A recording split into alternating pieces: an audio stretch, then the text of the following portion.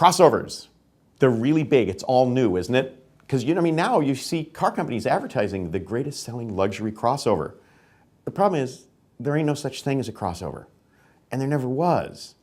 For some reason, car companies recently have been deciding that segments are more important than figuring out what the products are.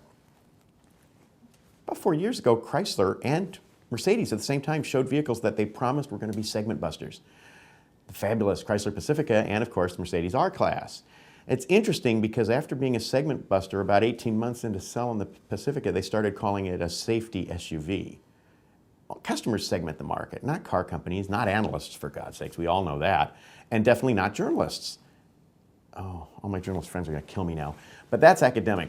The bottom line is crossovers were simply natural evolution of a vehicle. And if you doubt it, think about passenger cars. 30 years ago, 1978, it was really easy to sort of define at a high level a mid-sized car. Four-door sedan, biggest body style, three-box design, hood, roof, trunk, front engine, rear drive, available with a V8 or a six-cylinder engine of some sort, some inline sixes, some V6s. It had a hyper-sophisticated and really modern live rear axle, and if you were lucky, it had coil springs instead of buggy springs, frame underneath it, and it was the biggest selling segment for passenger cars, mid-sized cars.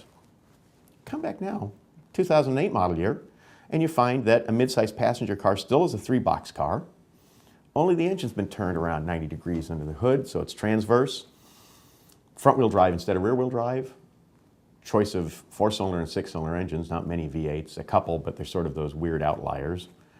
And independent rear suspension, unitized construction. It's a whole different kind of car.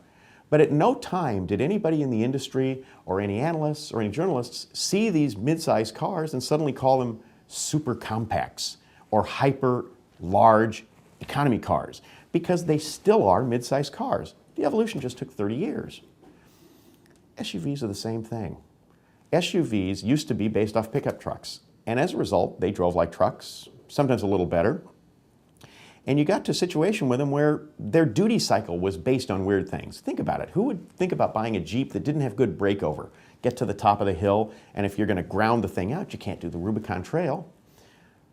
And all of a sudden, about, maybe 25 years ago, Jeep got this idea to build a new, smaller, full-bodied SUV, not a Jeep type thing, and it was the original Cherokee and Wagoneer. Wagoneers were 4 doors, Cherokees were 2 doors.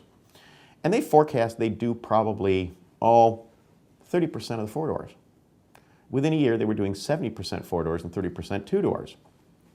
Detroit didn't quite catch on to this until about, maybe 5 years later, and they said, we could do a 4-door version of a Blazer.